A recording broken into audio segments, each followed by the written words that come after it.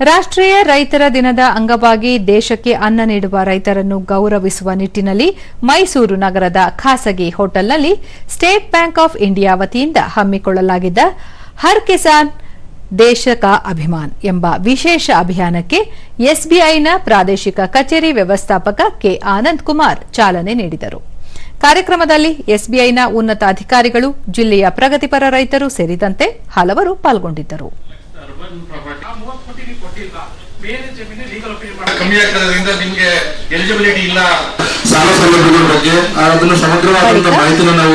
ಆನಂದ್ ಕುಮಾರ್, ಕೇಂದ್ರ ಸರ್ಕಾರದ ಎಲ್ಲಾ ಕೃಷಿ ಸಂಬಂಧಿತ ಯೋಜನೆಗಳನ್ನು ರೈತರಿಗೆ ತಲುಪಿಸುವುದು ಸ್ಟೇಟ್ ಬ್ಯಾಂಕ್ ಆಫ್ ಇಂಡಿಯಾದ ಆದ್ಯತೆಯಾಗಿದೆ ಎಂದು ತಿಳಿಸಿದರು.